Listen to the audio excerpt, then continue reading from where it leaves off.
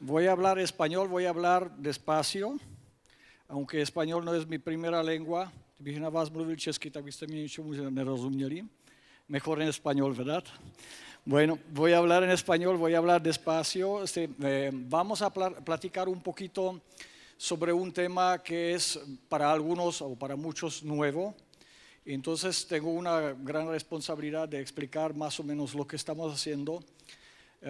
Voy a enseñarles varios ejemplos de cómo trabajamos, cómo hacemos un diagnóstico en un cultivo, cómo desarrollamos algunos proyectos. Voy a enseñarles también algunas fotografías para que vean cómo funciona la homeopatía. Y les pido un poquito de mente abierta. Les voy a explicar por qué. Si puede pasar la primera imagen. Gracias.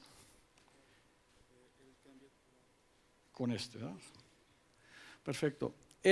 Lo que parece ser un elefante es la agricultura actual. ¿Sí? Llegan 3 ciegos hacia el elefante y el primero le toca la pierna y le dice a los compañeros: el elefante es como un árbol, lo puedo abrazar y es como un árbol. Y el otro ciego se acerca al elefante y le toca la panza y dice: no, compañero, el elefante es como una cueva, porque si meto la cabeza topo aquí arriba. Y el otro le toma la trompa y dice: están equivocados, compañeros, doctores, profesores, ingenieros. Están equivocados porque el elefante es como una serpiente. ¿A qué viene esta parábola? Con tanta división, tanta especialización en la agricultura, ya hay especialistas para todo, ¿sí? Cada vez sabemos más de menos, las cosas más chiquitas. Si esta tendencia sigue, entonces en algún momento vamos a ver todo de nada, ¿de acuerdo? Y entonces lo que nos falta es una visión holística, un poquito alejarse de la agricultura y verla desde un punto de vista holístico para que podamos entender cómo ocurren los procesos dentro de la vida y cómo pueden influir a la agricultura. Esa es la primera reflexión que quiero hacer. La segunda imagen.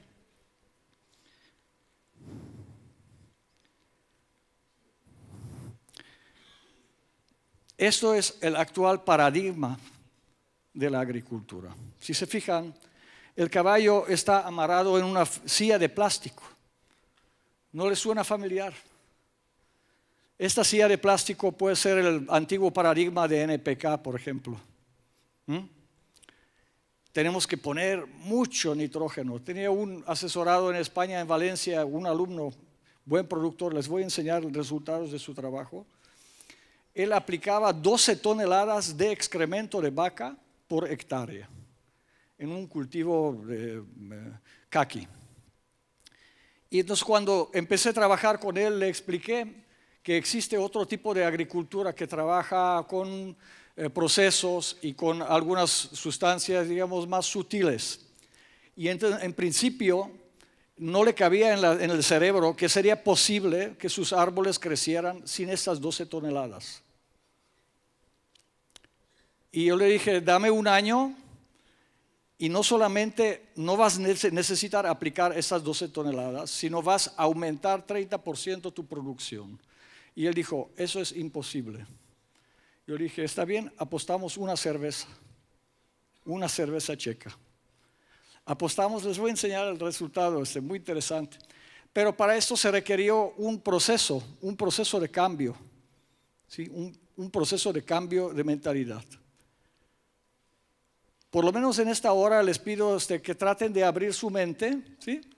Y simplemente observen y digan: bueno, ok, ya lo sé hacer de esta manera, pero ¿qué tal si lo hago de otra manera? ¿Qué pasaría? Cualquiera de ustedes puede en su terreno poner un letrero Y yo lo hice así en mi terreno. Puse un letrero y dice, aquí se hacen experimentos locos. Un poquito de locura es bueno, es parte de la genialidad. Entonces, si dan este espacio, esta pequeña ventana a su mente y hacen un experimento, ¿qué tal si le pongo otra cosa? ¿O qué tal si le aplico otra? ¿O qué tal si mido otra cosa? ¿O qué tal si observo diferente? ¿O qué tal si, por ejemplo, hago lo que hacen los perros? ¿Qué es lo que hace primero un perro cuando se acerca a una persona o a un terreno, un predio? ¿Qué es lo que hace?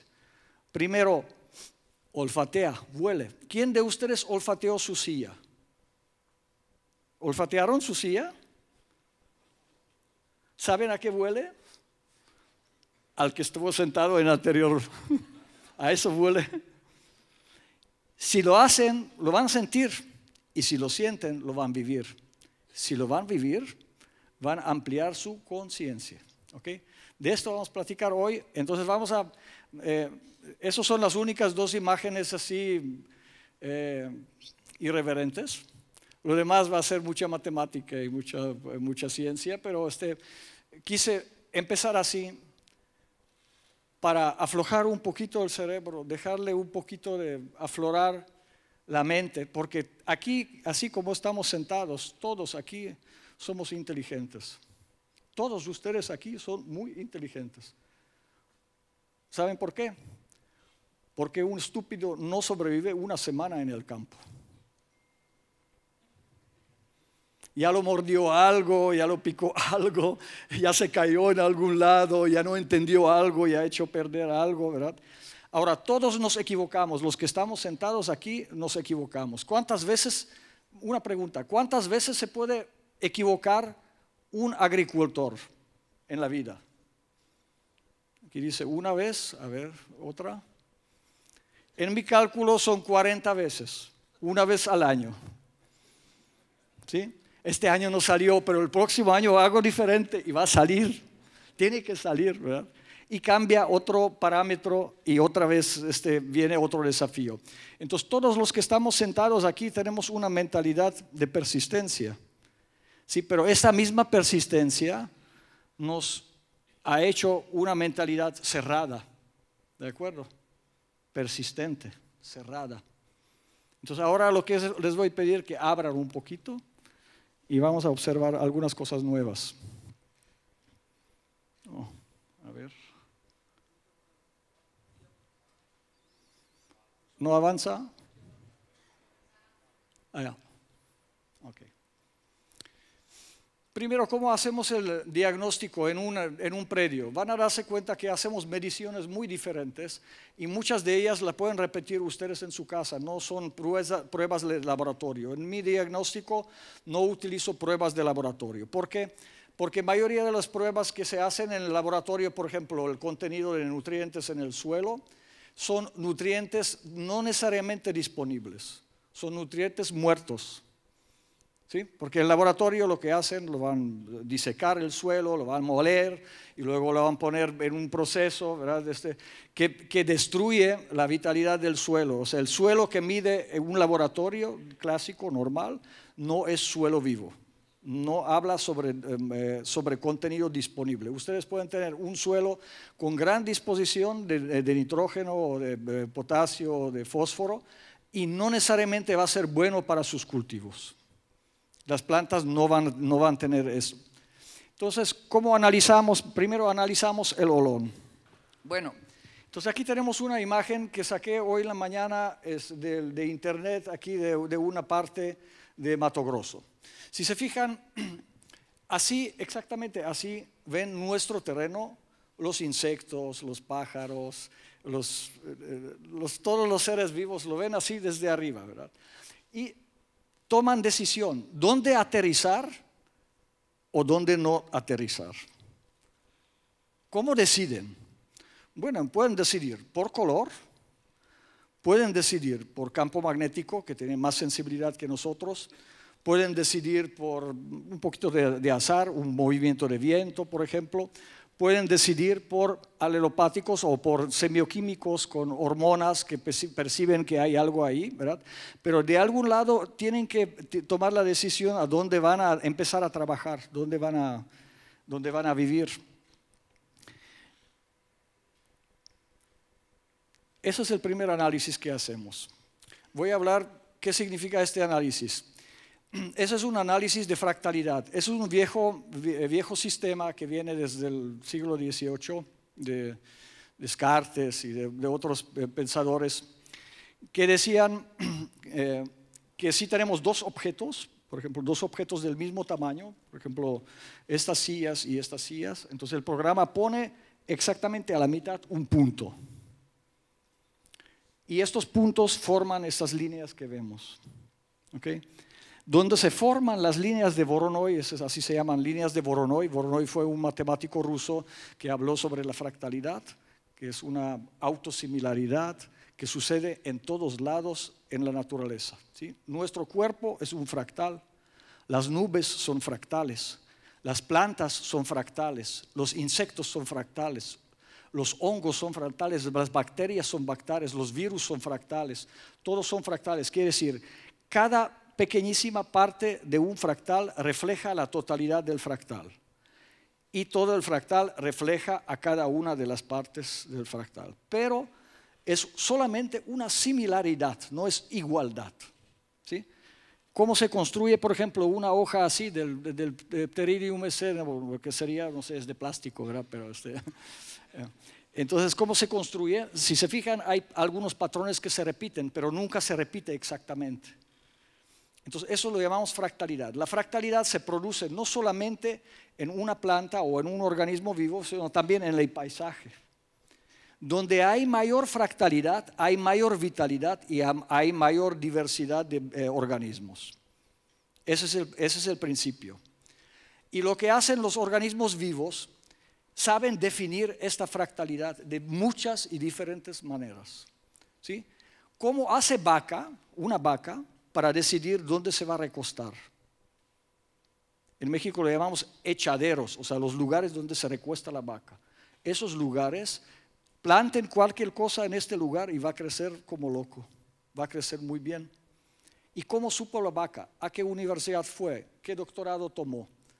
Tomó un doctorado en geomorfología o tomó un curso de especialización en estructura de suelos o de campo magnético. No tomó nada, simplemente siente, busca lugar y donde siente que hay una comunidad, donde hay un alto grado de fractalidad, ahí donde se acuesta.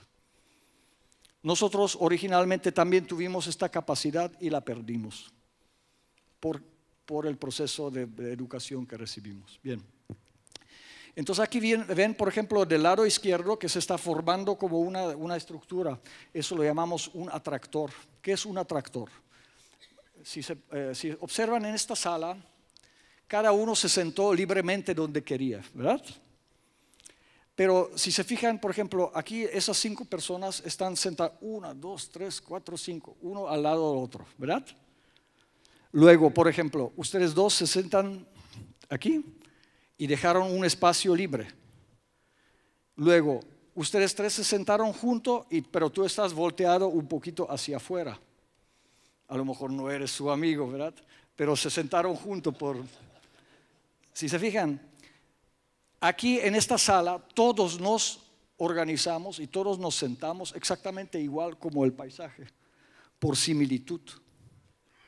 Lo similar atrae a lo similar. Por esto nos sentamos como nos sentamos. Entonces, si se fijan, hay lugares donde está mucha gente. Por ejemplo, aquí todo este pedazo está lleno de personas sentadas, ¿de acuerdo? Y allá hay un pedazo hueco, sin nada. No hay vitalidad ahí. Nadie está sentado ahí. Eso es lo que detecta el programa.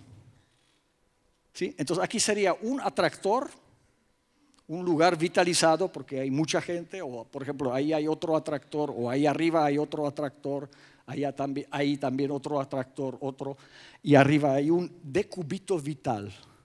¿Qué es un decúbito vital? es un lugar donde hay poca vitalidad, poca biodiversidad, poca vitalidad, poca actividad biológica. ¿Okay?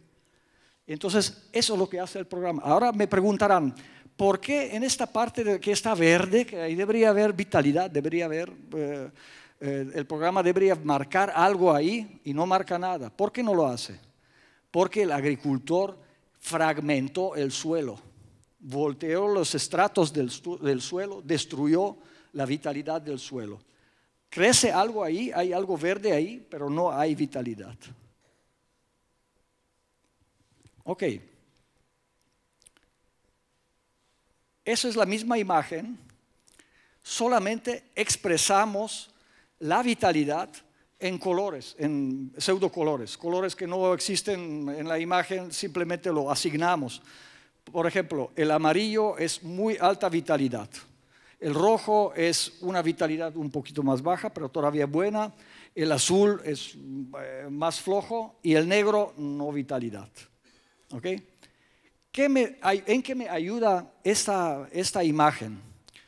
Esta imagen primero sacamos del satélite o del dron, luego ponemos en el suelo, ponemos estacas, ¿sí? Para delimitarla. Y donde se encuentra el atractor, de ahí extraemos el material biológico que vamos a utilizar para revitalizar el resto del olón.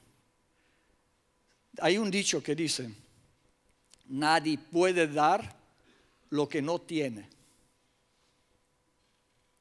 Yo una vez hice un video sobre remedios naturales contra la caída del pelo y me llegaron como 120,000 comentarios. Dijo, pero ¿qué usted habla de pelo si no tiene pelo? ¿Verdad? Nadie puede dar lo que no tiene. Yo ya lo di, ¿verdad? Entonces, si alguien no tiene amor, no puede dar amor. Si alguien no tiene respeto, no puede dar respeto. Si alguien no tiene gratitud, no puede dar gratitud. No puede tener gratitud.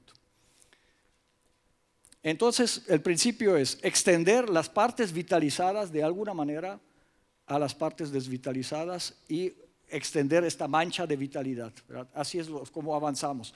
No hacemos al revés.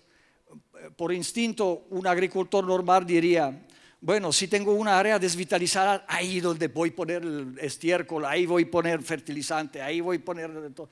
Y si lo hacen, no pasa absolutamente nada. No va a pasar absolutamente nada. Porque el olón, o sea, el espacio que estamos viendo, que es un olón, nosotros también somos un olón aquí, lo va a distribuir a su manera. Aquí hay otro ejemplo. Ese es un rancho en Bolonia que trabajamos, un asesorado. Ahí donde está la área 6, ahí tiene animales, tiene algunas vacas. Luego del lado derecho, la área 4 está dedicada a Triticum durum, que es un trigo antiguo desde Mesopotamia, de Egipto. Y luego del otro lado tiene algo de hortalizas. Okay. Ese es el análisis de las líneas de Voronoi. Se fijan donde está el trigo, no hay nada, no se forma absolutamente nada, se forma un hueco, a pesar de que está sembrado de trigo. Luego, donde está la área de los animales, hay algo de árboles, entonces ahí se forman las líneas de Voronoi, y luego del lado izquierdo se forman algunas líneas de Voronoi. Eso es otro olón, ese es un olón de Instituto Comenius. Se fijan ahí hay invernadero, luego la casa, que es la casa de ustedes, y luego hay 3 aulas para dar clases. Y muchos árboles y diferentes cultivos. Ahora vamos a ver qué pasa con el análisis. Se fijan, se forman 3 grandes atractores. La parte que no tiene mucha vitalidad son las partes donde trazamos un camino. Entonces, por ejemplo, cuando tenemos un terreno que tiene mucha vitalidad y hacemos simplemente un camino a la mitad, esto automáticamente va a disminuir la biodiversidad y vitalidad del terreno. ¿Por qué? Porque donde pasa el camino, vamos a hacer un experimento. Vénganse, ustedes dos, vénganse.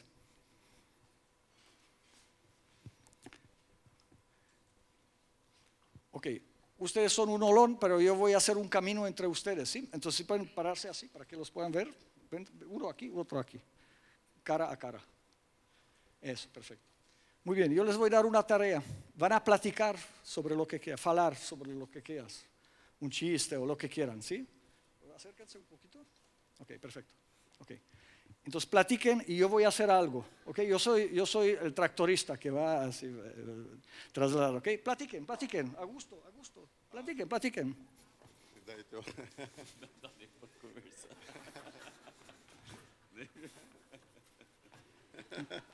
¿Por qué no platican? Porque no pueden. ¿Sí se fijaron? Gracias. Ahora, gracias.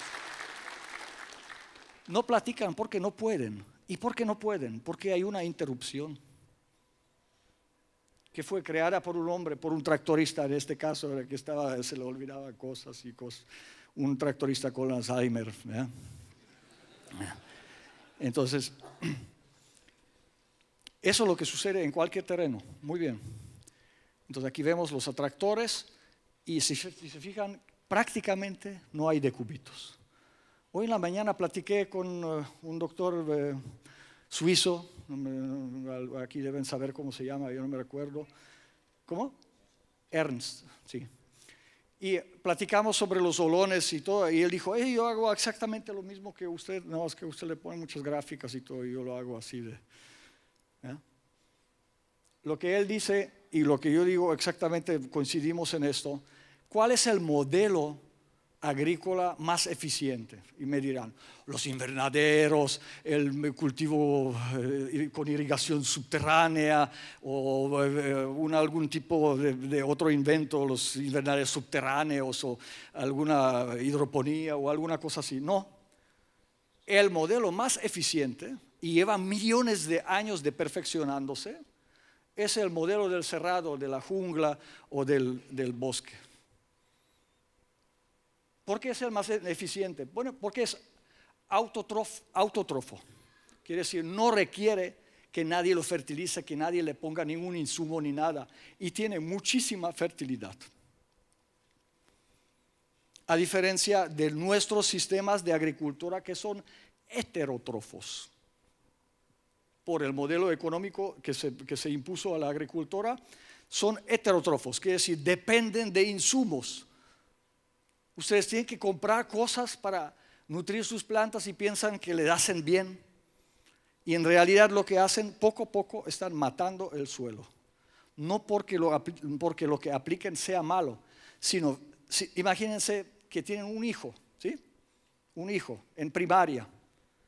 Y dice, papá, es que quiero una calculadora muy cara porque todos mis compañeros la tienen. Entonces el papá dice, ok, yo te la compro, vas. Entonces termina la primaria y todos los niños van de viaje. Papá, yo quiero ir de viaje a Sao Paulo, ¿verdad?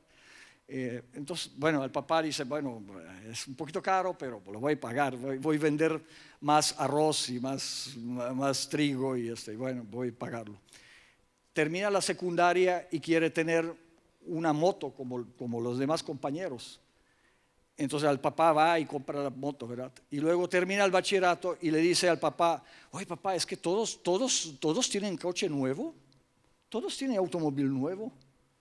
Y me voy a ver muy mal si no lo tengo, ¿verdad? Entonces, ¿qué hace el papá? Saca la tarjeta de crédito y paga lo que no tiene. ¿Les suena familiar? Ahora yo les pregunto, esto sigue, después sigue universidad, maestría, posgrado y aumentan los gastos. ¿Qué va a pasar con un hijo así cuando crezca, cuando sea grande?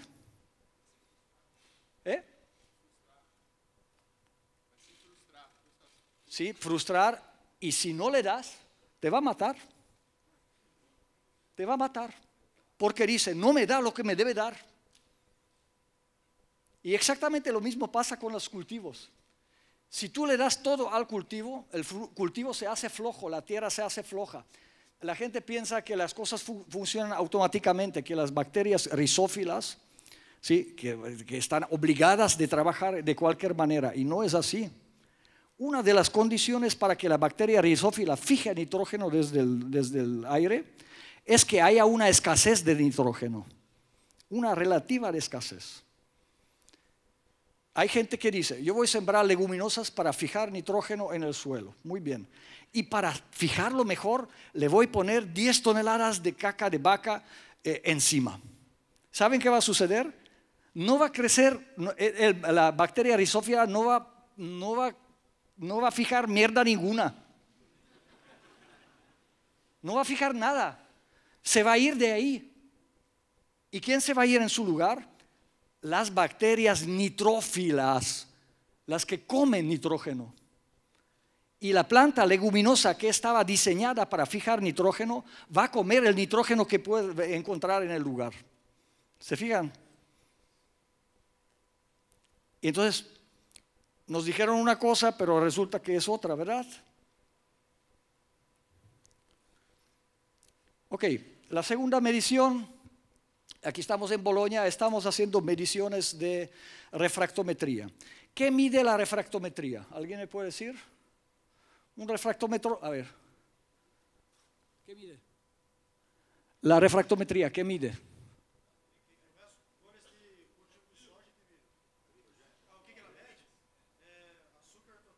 Ok, dice azúcar total soluble, pero eso es otra mentira.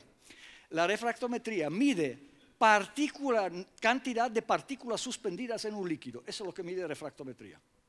¿Ok? ¿Y cuáles son las partículas suspendidas en un líquido, por ejemplo, en una savia de la planta? Pueden ser azúcares, pero también pueden ser, ¿qué? Pues minerales, aminoácidos, todo lo que hay en la savia. ¿De acuerdo? Entonces tú puedes tener una planta que tiene 0 azúcar y puede tener refractometría alta. Entonces, ¿para qué utilizamos la refractometría? Bueno, para medir la concentración de las partículas suspendidas en un líquido, en la savia.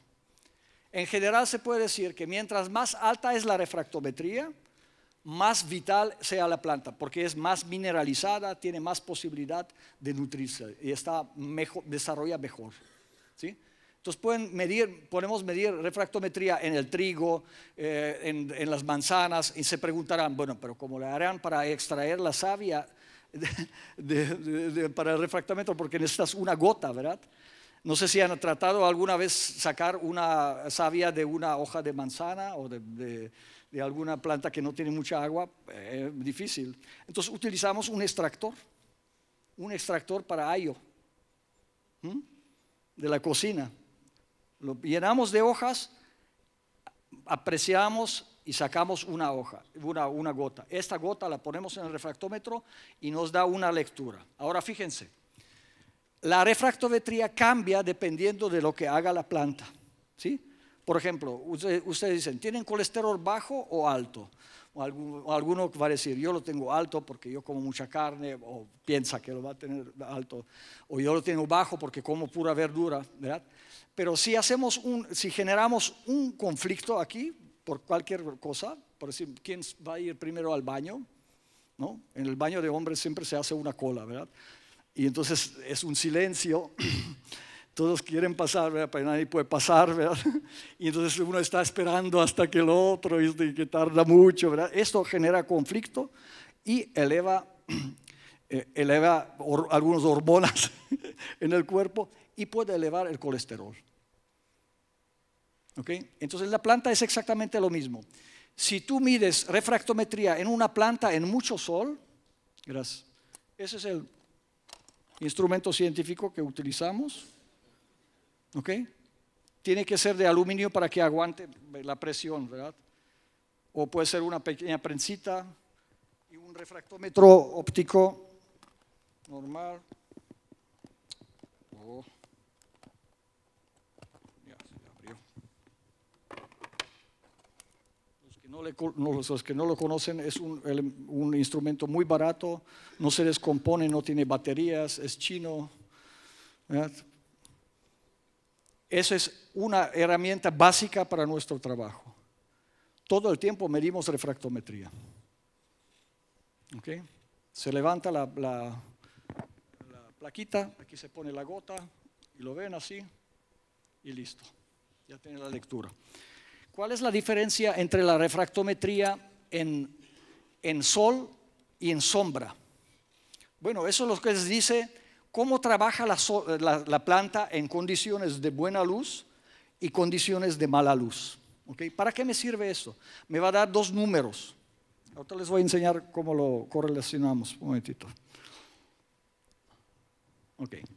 Aquí tenemos 6 tipos de trigo y tomamos a la misma hora una refractometría. ¿Sí? La primera es a la sombra, la segunda es con el sol, la tercera es un index, es un compuesto, o sea, la columna B dividida entre la C. ¿Okay? Te da una relación, un número. Y luego el segundo index compuesto, que es la columna D, multiplicada por la suma de B y C. ¿Okay? Mientras más alto el número, entonces mejor adaptabilidad de la planta. Entonces yo con una medición que hago en 3 minutos, 5 minutos, lo pongo en una tabla, puedo decirle cuál es la variedad de su soya o de su maíz o de su arroz o que mejor se adapta a las condiciones locales. Tan sencillo como es. Un aparato que no llega a $100, una tabla, una gotita de savia y en 5 minutos tiene el resultado. Todos lo pueden hacer. Y esto se traduce en muchas toneladas. Porque si se fijan, por ejemplo, el gentil bianco, que es una variedad, digamos, del Triticum durum, tiene un índice compuesto de 9.8. A diferencia, por ejemplo, de Fracineto, que es uno de los más bajos, tiene índice 3. Esta planta está dormida. Haga sol o no haga sol, está dormida. ¿Por qué es tan importante el sol? Para las plantas poáceas, para los pastos, también para la soya, son plantas que viven esencialmente relacionadas con el sol. Pequeñas variaciones de luminosidad hacen grandes cambios de rendimiento en estas plantas. Okay. Aquí tenemos, por ejemplo, mediciones de refractometría antes y después de aplicar de homeopatía en arroz, en un proyecto en sur de México. Fueron 100 hectáreas de arroz orgánico o agrohomeopático para el mercado alemán, para comida para niños alemanes. Este cultivo tuvo 2 problemas.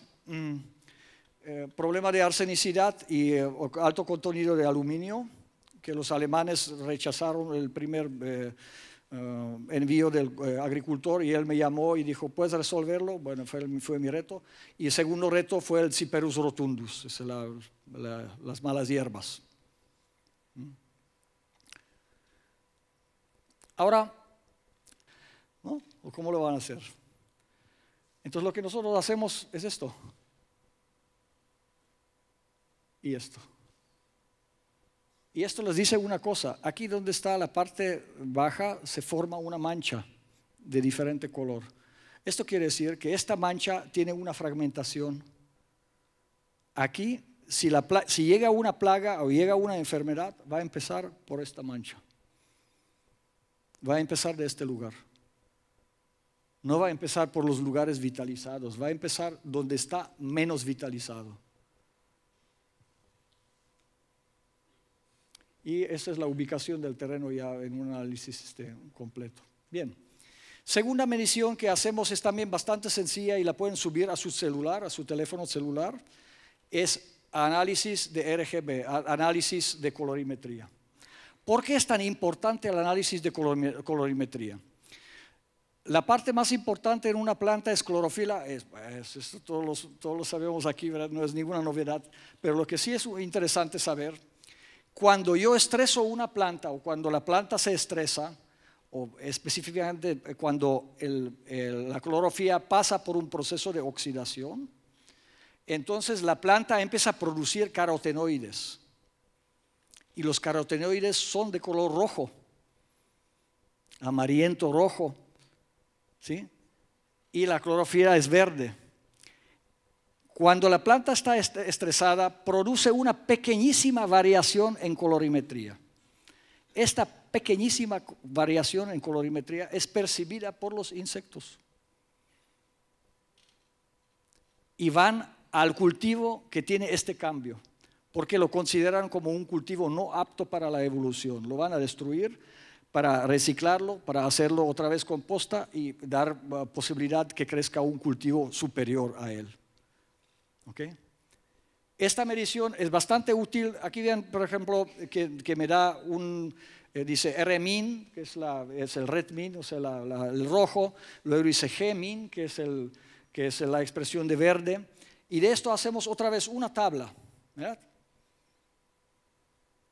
Aquí está R, G, B.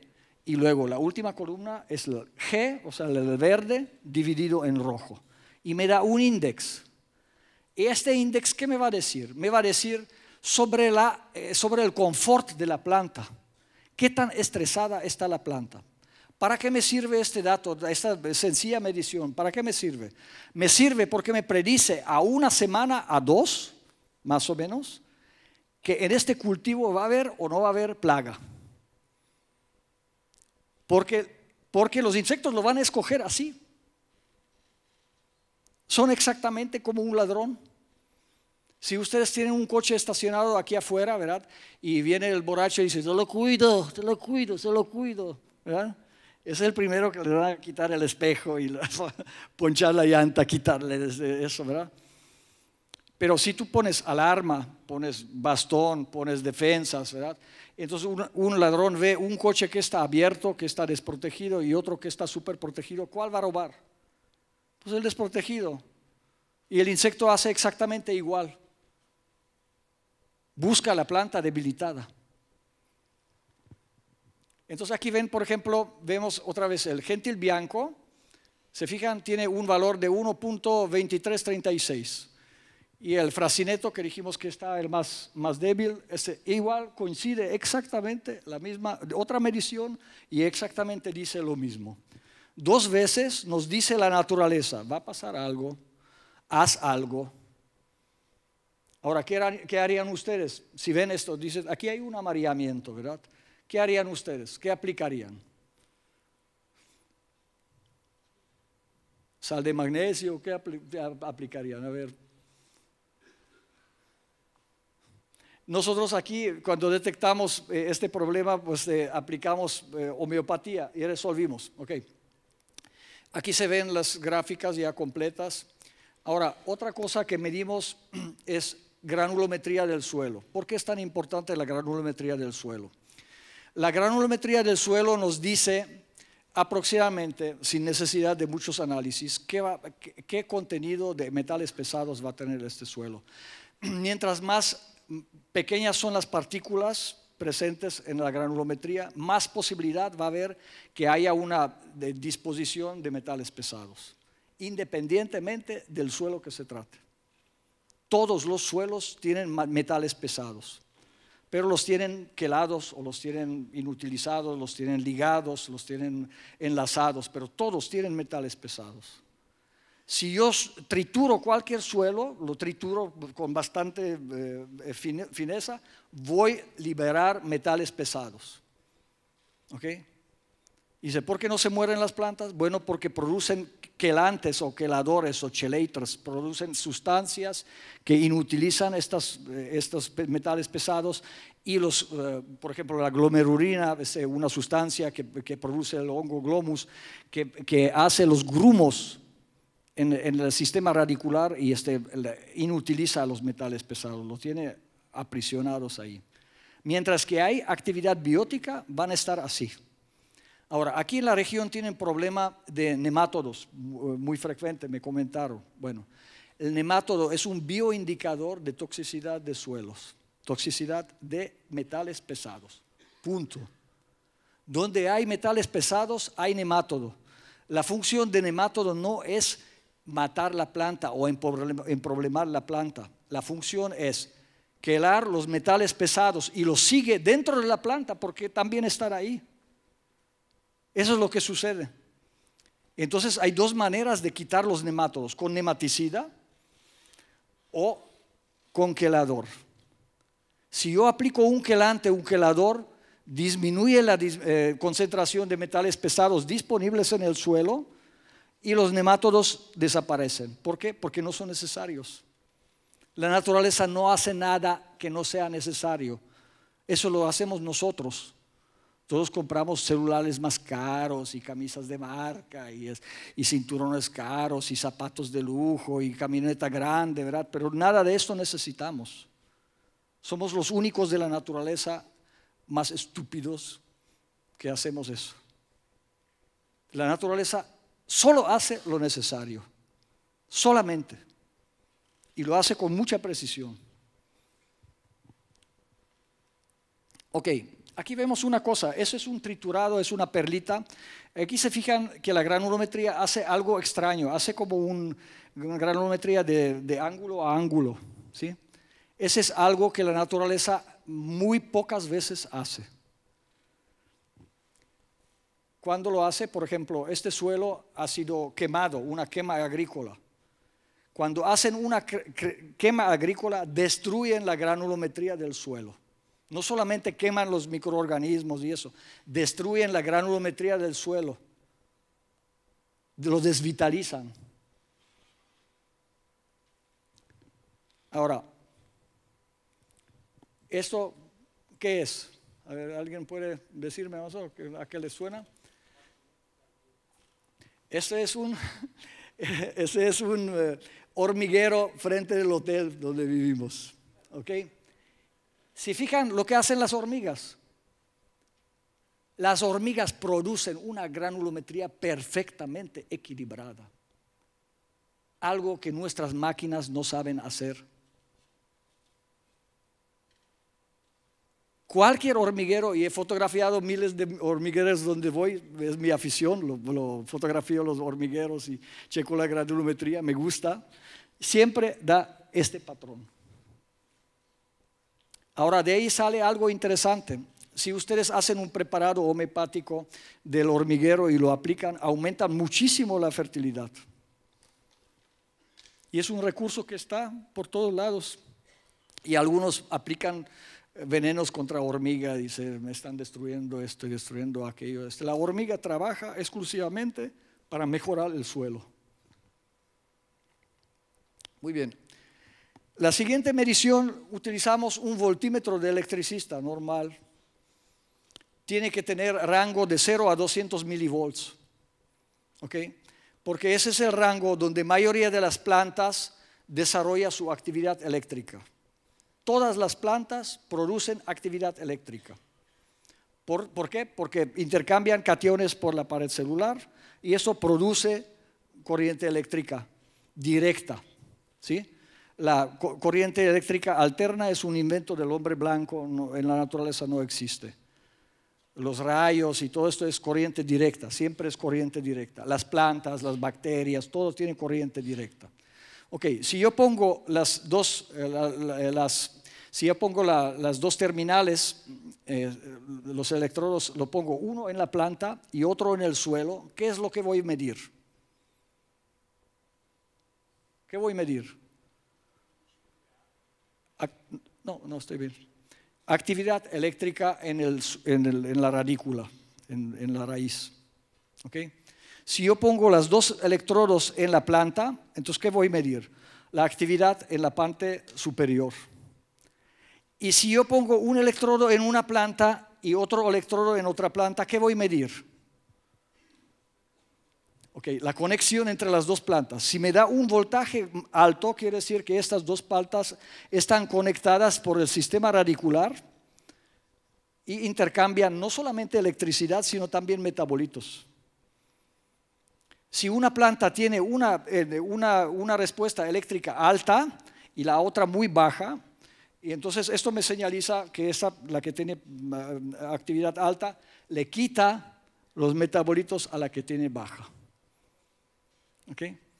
Esa es una manera muy sencilla en que podemos detectar cuáles son los cultivos digamos, cuáles son las plantas que acompañan los cultivos, plantas nativas, que son útiles o que son buenas para el cultivo y cuáles de plano no sirven para nada o quitan nutrientes y le estorban a la planta.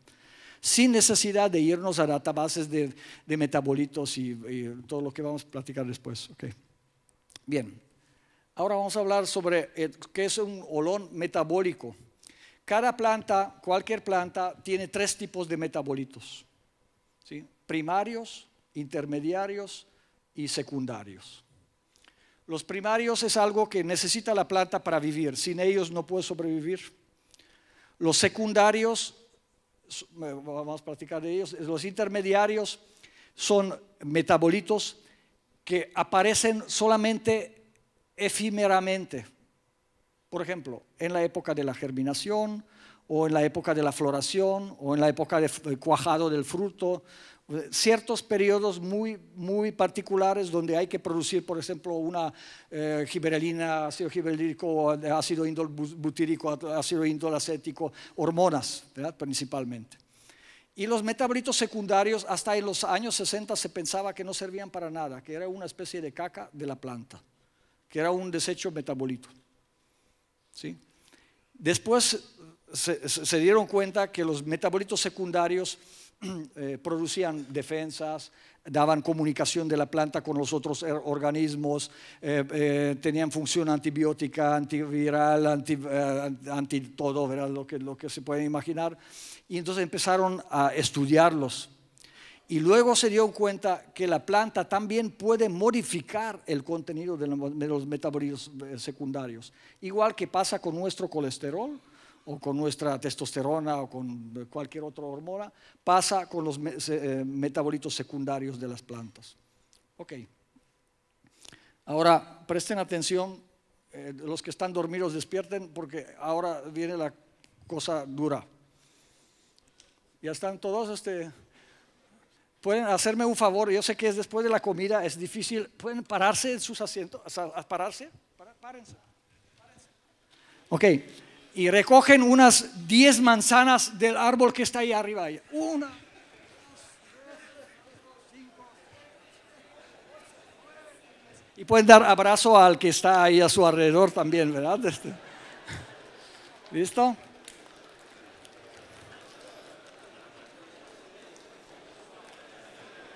Bien, ¿pueden sentarse, por favor?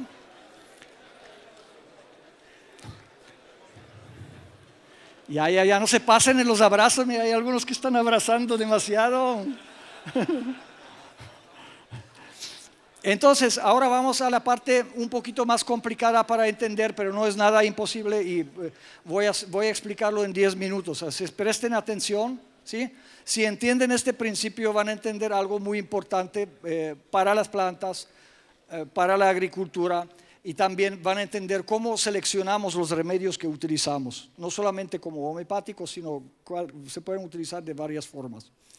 Ok, si una planta, por ejemplo, como maíz, tiene 300 metabolitos secundarios conocidos, ¿ok?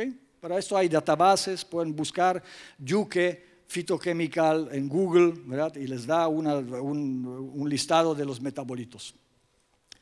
Tomo el primer metabolito, por decir alfa-amirina o quercetina o rutina, lo que aparezca ahí, el primer metabolito, y busco todas las plantas que contienen este metabolito y lo pongo en una hoja de cálculo. ¿Okay? Luego tomo el segundo metabolito y lo busco todas las plantas donde se encuentra el segundo metabolito y lo pongo en la misma hoja de cálculo y lo hago 300 veces con todos los metabolitos. Entonces me va a formar una enorme lista de 30.000 o 40.000 plantas, ¿de acuerdo? Luego, ordeno la lista por orden abecedario y contabilizo cuántas veces se repite cada planta. Hago una pregunta de control para los que despertaron. ¿Qué significa si una planta aparece 20 veces en la lista? ¿Qué significa? ¿Alguien puede decirme?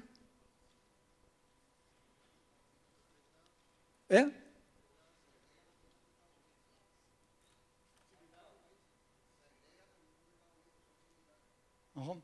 ¿Ok? Quiere decir que tiene 20 metabolitos comunes con el maíz.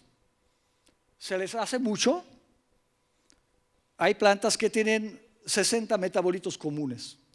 Lo interesante, cuando hagan la lista, así como lo hicimos aquí, se van a dar cuenta, se pueden checar que, por ejemplo, los nombres de las plantas están de diferentes colores.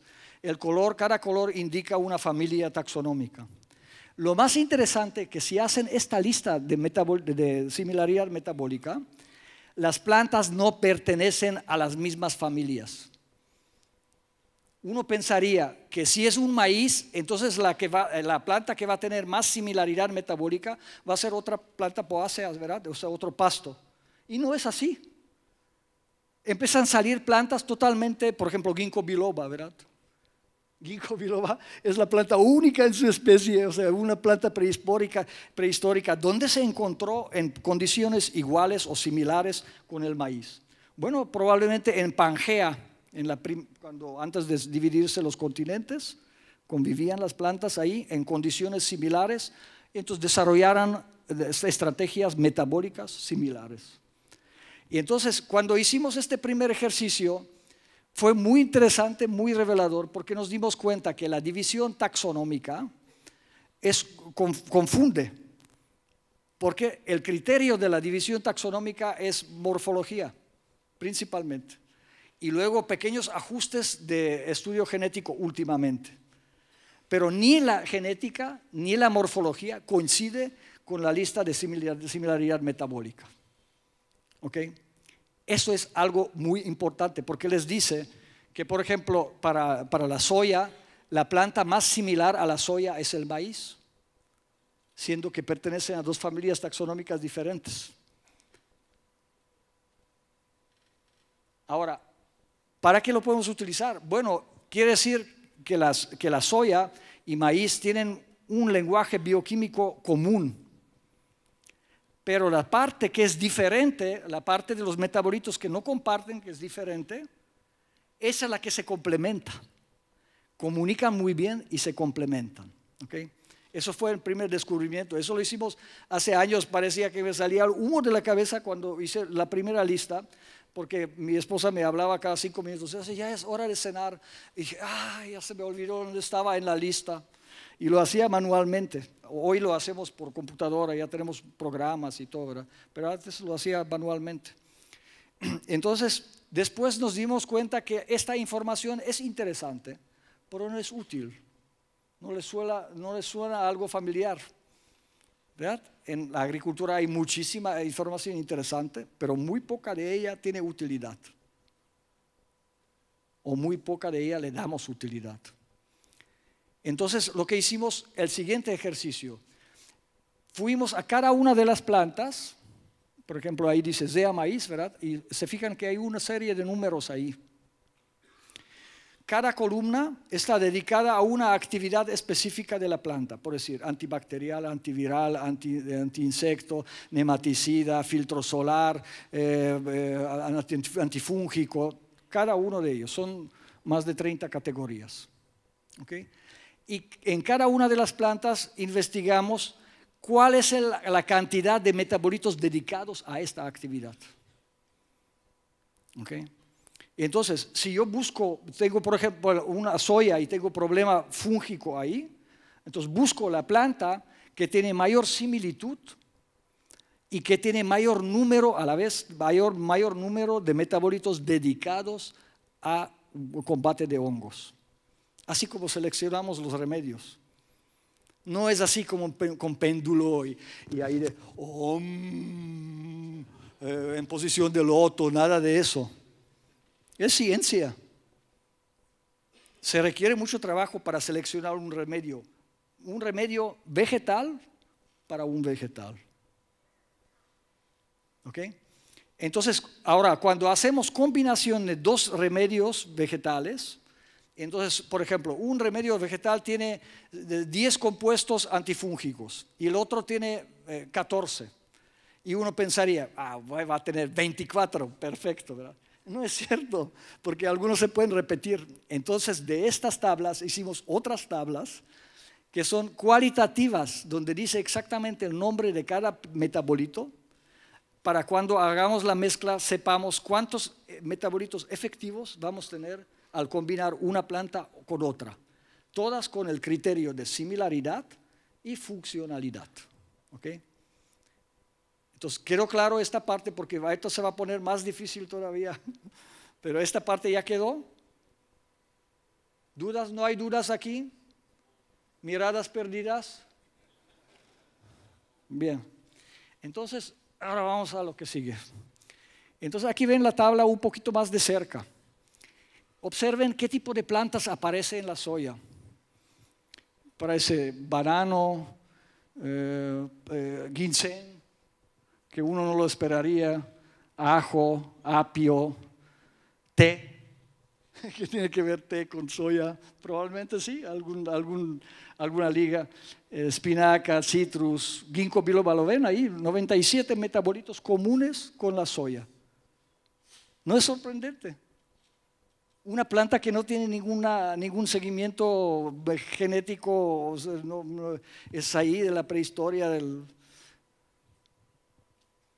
Bien.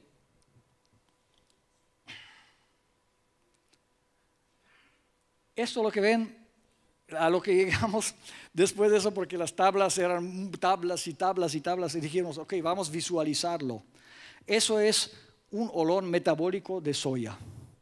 Cada uno de estos puntitos representa una planta, una especie de planta. Y al centro está la soya. Cuando hicimos eso, yo dije, perfecto, tenemos una herramienta perfecta, y hicimos un descubrimiento genial, algo que no se ha hecho antes. No es algo desconocido, pero no se ha hecho antes. Es un dato que lo tenían todos frente a la nariz, pero nadie lo hizo. Entonces, se nos ocurrió otra cosa. Pensé, si esto sucede en las plantas, debe haber algo similar en los insectos. Y entonces empezamos a buscar metabolitos comunes entre animales. ¿Sí? Los metabolitos de los animales se llaman semioquímicos. Semio porque es el mismo químico que pueden tener varias interpretaciones. ¿Sí? Por decir, una sustancia como ácido benzoico puede ser, para un insecto puede ser un atractor sexual, y para otro puede ser un repelente, y para otro puede ser un veneno. ¿Okay? Entonces empezamos a hacer listas de similaridad metabólica de los insectos. ¿Para qué nos servía? Bueno, podíamos saber qué insecto podíamos aplicar para eliminar o disminuir otro insecto. Y nos dimos una cuenta de una cosa muy importante, y eso es así la base de la homeopatía. Quiere decir que todos, absolutamente todos los organismos vivos viven en comunidades. Ningún organismo vive aislado. Eso solamente en la mente. ¿Se acuerdan del elefante que platiqué, verdad? Bueno, de esos. Pero en la naturaleza ningún organismo vive aislado. Siempre tiene compañeros. Entonces, si tú tienes, por ejemplo, un problema de una chinche, ¿sí? Y aplicas algo contra la chinche, regresa, ¿verdad? Y no se han preguntado por qué regresa. Y yo les digo por qué regresa.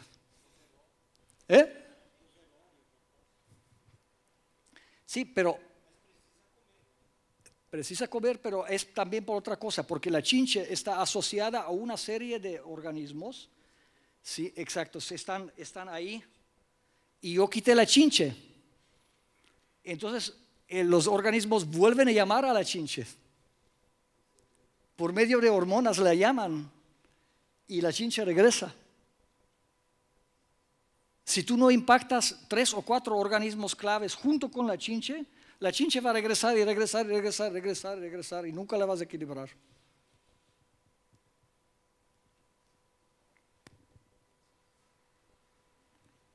Y aquí vemos, por ejemplo, otra gráfica. Esta tiene un poquito más de entradas. Aquí están más o menos unas 7,000 entradas para hacer esta gráfica. Cada puntito es un insecto, ¿ok? Y esto lo generé a partir de 3 organismos. la Coccinella septempunctata, que es europea, pero ya la tenemos aquí. Neoponera villosa, que es una hormiga neotrópica que tiene una característica muy específica. Ella muerde y pica. Las dos, es una especie de combinación de avispa con hormiga, ¿verdad? Y duele mucho. Y la Solenopsis invicta, que hace exactamente lo mismo, tiene la misma característica. Este tipo de hormiga es diferente a las hormigas que tienen aquí comúnmente. ¿Por qué? Porque ellas incluso conquistan a estas hormigas y las hacen trabajar para ella. ¿Sí? Es un superdepredador. Y aquí llegamos a una parte importante que es clave de entender. Los depredadores fungen un rol especial en el olón, en cualquier olón. Es la parte más importante para darle vitalidad a un olón. Uno diría, no, son más importantes las vacas y los herbívoros y todo eso. No, lo más importante son las aves rapaces, las hormigas, los depredadores, los que comen, los carnívoros. Porque ellos, para poder comer, tienen que atraer una gran cantidad de organismos. Tienen que traer su comida, ¿sí? Por ejemplo, ¿saben cómo caza gato a los ratones? Todos los gatos tienen toxoplasmosis, un parásito, ¿verdad? Ok, un flagelado.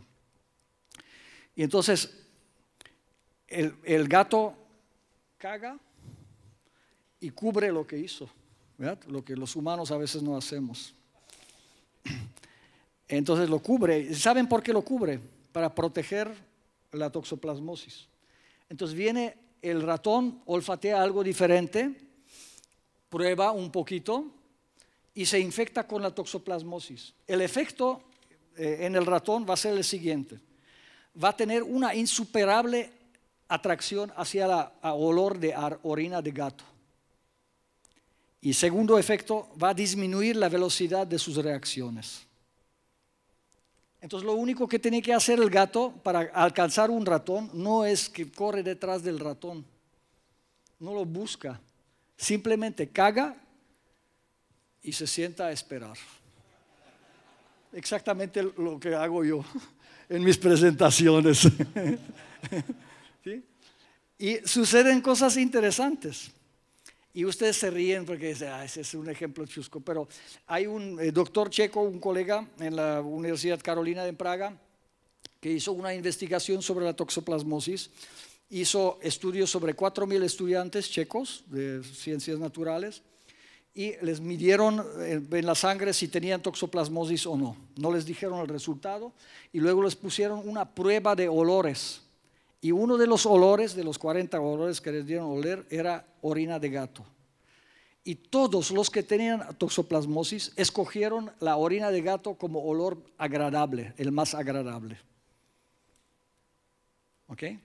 Entonces, hay mecanismos muy antiguos. Nosotros no somos los dueños ni presidentes de la naturaleza, somos parte de la naturaleza. Cuando el tigre de sable nos cazaba exactamente así, cagaba, lo cubría y se sentaba a esperar.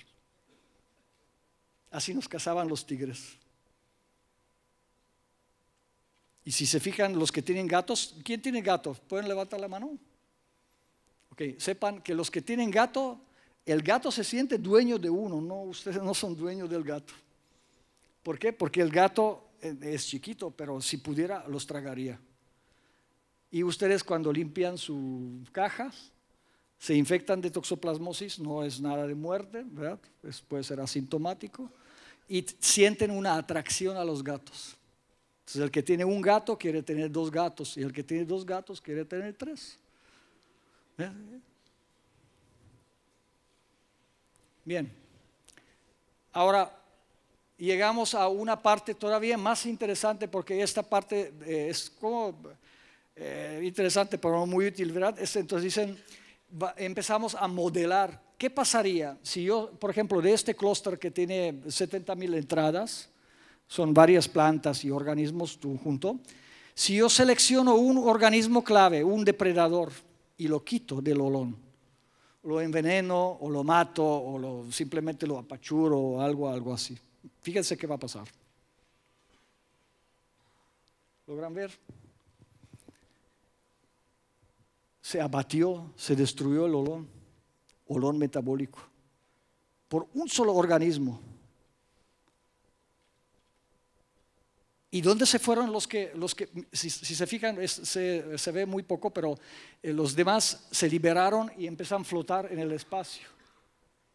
Y si me preguntan ¿a dónde flotan? Yo les digo dónde flotan. Flotan donde hay este organismo que van a necesitar para convivir. Entonces aquí hay una enseñanza interesante, ¿verdad? Porque si yo destruyo un organismo clave, puede ser un depredador, ¿verdad? Que me molesta ahí, una zorra, una raposa. Entonces voy a desencadenar cambios muchas veces irreversibles en el olón metabólico. Eso es ecología. No cuidar 3 arbolitos frente a la casa y ponerle el agua y ponerse el camiseta verde y votar por partido ecológico, ¿verdad? Eso no es ecología. La ecología es entender la complejidad de los sistemas complejos y donde un cambio mínimo de un solo organismo puede desencadenar una destrucción biótica muy importante. Bien, ahora vamos a la parte difícil. Estas eran fáciles. Aquí a lo mejor van a decir, mete la pata, pero a veces digo cosas para que uno piense. Cuando aplican cualquier fertilizante, sea orgánico o no orgánico, en su terreno plano, ¿sí? Piensan que así como lo aplicaron, todas las plantas democráticamente van a recibir sus nutrientes. Pues no. Hicimos este estudio que ven aquí, es una área de 3 hectáreas plana, con el mismo tratamiento. Y si se fijan que hay bastante diferencia en pH real, pH potencial, y si nos vamos a los nutrientes, porcentaje de materia orgánica, concentración de sodio, concentración de potasio, si se fijan, se forman unas montañas de calcio y unos valles de calcio. Y dirán, ¿quién los hace? Si el terreno es plano y tú aplicaste exactamente la misma cantidad del fertilizante. Entonces, yo me pongo a pensar, los agrónomos, aquí somos todos de alguna manera metidos en el ajo, ¿verdad? Y lo digo también parte como autocrítica. Cuando dice, vamos a aplicar 3 kilogramos o 10 kilogramos de algún nutriente por hectárea, ¿verdad? Entonces yo les pregunto, a ver, ¿a cuál parte? ¿A la montaña o a la valle? Porque en la montaña vas a hacer una toxicidad y en la valle más o menos lo vas a equilibrar, pero en una semana o 2 semanas el olón vuelve a distribuirlo a su manera, de acuerdo, así como dices tú, de acuerdo a lo que hay en el subsuelo y lo que dicen la biota, los microorganismos en el suelo. ¿Ok? Entonces, esa idea de que yo voy a ponerle fertilizante por igual y que siempre va a tener una excelente fertilización es una tontería. O sea, eso no existe. Aquí tienen una comprobación que eso no existe. Es una idea. Eso se llama en México ordeñar vacas en el escritorio. ¿Sí? Sentarse frente a la computadora y empezar a una masturbación mental, ¿verdad? ¿Cuánto dinero voy a ganar produciendo cuántas toneladas por hectárea? Pero cuando llega a la realidad, la naturaleza le dice la verdad. Dice, tú pensaste que son 20 toneladas, pero vas a obtener 11, si bien te va. ¿Por qué? Porque hubo un trabajo de escritorio, no de campo. Okay. Esos son algunos de los elementos que ayudan a la fertilidad del suelo. También hay muchas mentiras ahí cuando dicen que la vermicomposta es excelente para los cultivos. ¿Cuál es la función de la minhoca en el suelo? La función de la minhoca en el suelo, igual que el nemátodo, es descomponer materia orgánica y quelar metales pesados. Eso es lo que hacen las minhocas. Si tú separas la minhoca del excremento de la minhoca y aplicas en el terreno solamente el excremento, a la larga va a causar toxicidad de metales pesados en el suelo. ¿Por qué? Porque cuando es excremento fresco está quelado, no hay problema. Pero con el tiempo, como no hay miñocas ahí, simplemente pusiste el excremento, entonces se empiezan a disponibilizar los metales ahí. Entonces la gente dice, soy orgánico. Pues sí, sí es orgánico, pero produces verdura alta en metales pesados. Ok, entonces aquí están algunos. Ahora llegamos a las novedades. Poliploidía, ¿qué es la poliploidía? Aquí creo que tú presentaste un trabajo sobre el maíz muy interesante. Sí, sí. José Eduardo, ¿verdad? Fuiste tú el maíz, ¿verdad? Sí. Los maíces, las mazorcas grandotas, las últimas, eran poliploides. ¿Qué significa poliploidismo? Es muy interesante, lo que presentaste fue fantástico el trabajo, parecía un trabajo así como que presentó unas mazorcas ahí, pero mucho trabajo y de mucha calidad, lo disfruté bastante. ¿Okay? Entonces,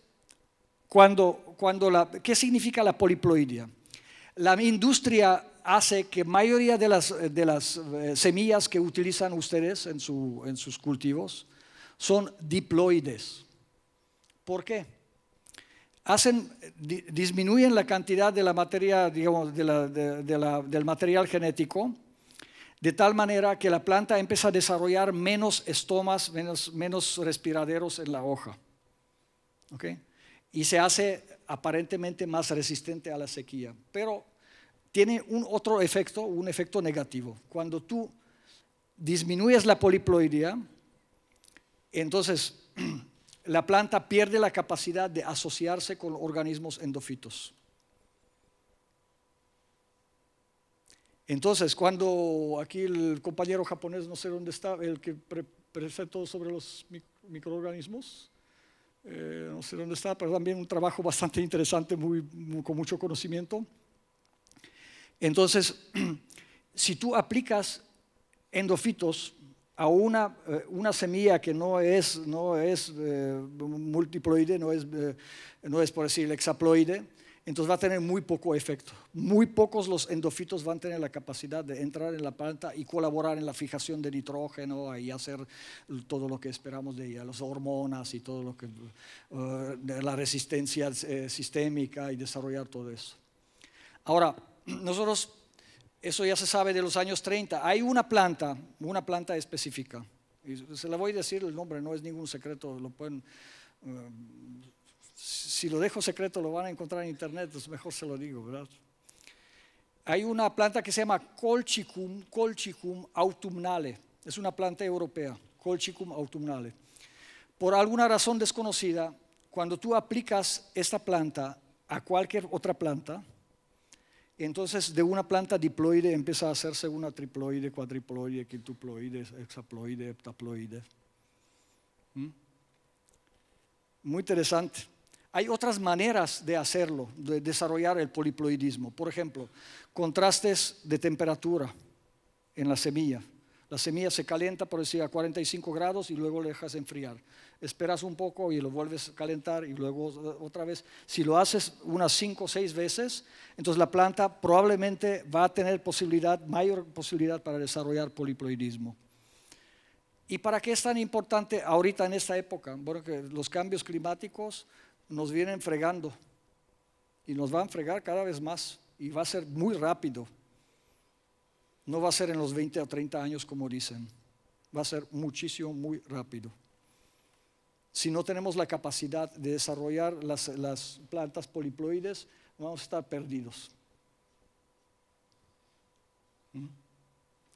Una de las características de la planta poliploide la pueden reconocer porque la cantidad de estomas aumenta. Y también desarrolla una especie de gigantismo, por eso decía de tus mazorcas, porque las mazorcas están más grandes de lo normal. Y eso es una de las señales de poliploidismo. Cuando cayó el meteorito de Chukchuluk, de Yucatán, cuando se extinguieron los dinosaurios, ¿okay? El maíz, el teocitle, yo tengo semillas, es una plantita así, es un pasto. Las semillas están chiquitas, 1 o 2 milímetros. duras como la chingada, muy duras. ¿Ok? Entonces, ¿cómo se transformó este pasto en lo que conocemos hoy como maíz?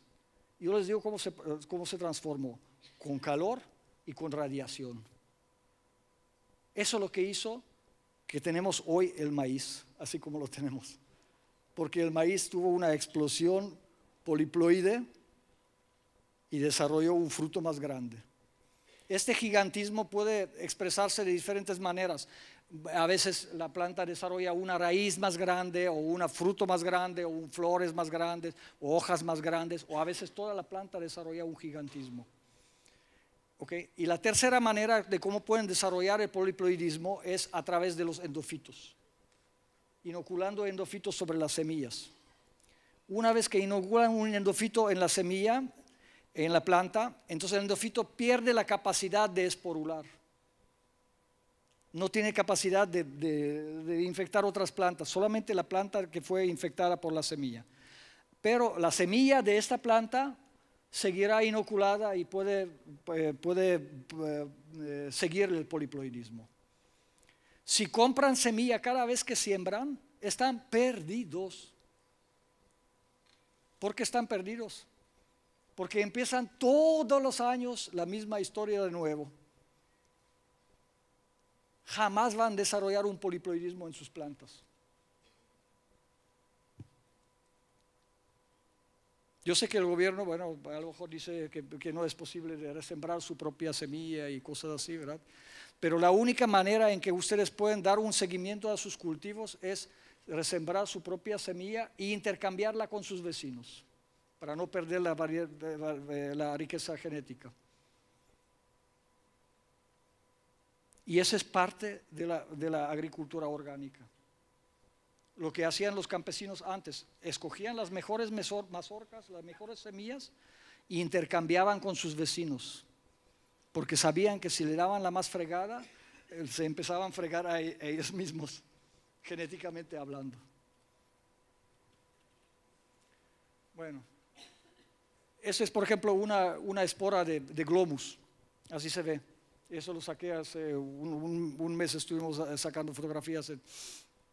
Así se ve enorme, ¿verdad? Pero en realidad es súper minúscula.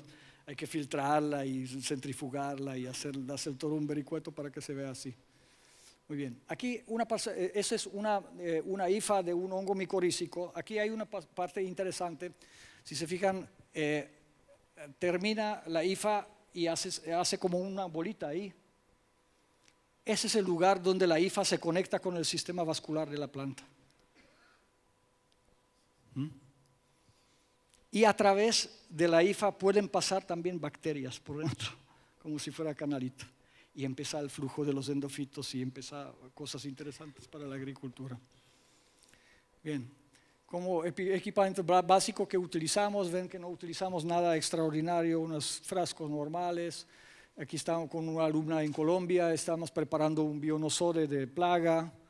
Ya se me acabó el tiempo, en 2 minutos termino, sí. Okay. Aquí estamos aplicando la homeopatía en un cultivo de arroz. Aquí se ve la biodiversidad. Aquí se ve ya el grano creciendo. Y esta es una típica hoja de recomendaciones para un agricultor, qué es lo que aplicamos. La mayoría de estas plantas provienen del propio predio del lugar. Primero se detectan como bioindicadores y luego de los bioindicadores, cada bioindicador es un remedio para resolver lo que bioindica. Ese es el principio. Y aquí están unos productores de arroz, toda la familia. Aquí está el producto, así como se ve. Y ahora les voy a enseñar últimas 4 fotografías. Ese es en principio de mi ponencia hablé sobre Paco, sobre el valenciano que producía los caquis y que aplicaba 12 toneladas de caca sobre los árboles. Así se veían los árboles cuando yo tomé el huerto. ¿Okay? Ven que hay daños de salinidad, la cobertera es muy irregular, el árbol está desvitalizado, todos los árboles están desvitalizados. Muy bien. Después empezamos a aplicar homeopatía, así se ve, pues exactamente igual como si se aplicara otra cosa. Y ese es el resultado.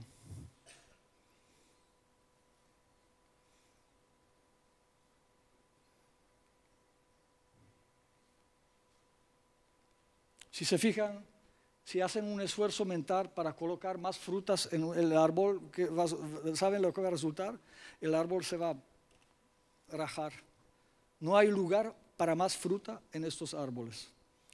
Y tiene cero de caca de vaca, cero fertilizante de ninguna especie, solamente trabajo con endofitos, homeopatía y agua. En este caso específico trabajamos endofitos de Opuncia ficus indica, bávara nopal, fico de India. Muy bien. Y aquí están los datos si quieren seguir la huella de las locuras que estamos haciendo. Muchas gracias por su atención.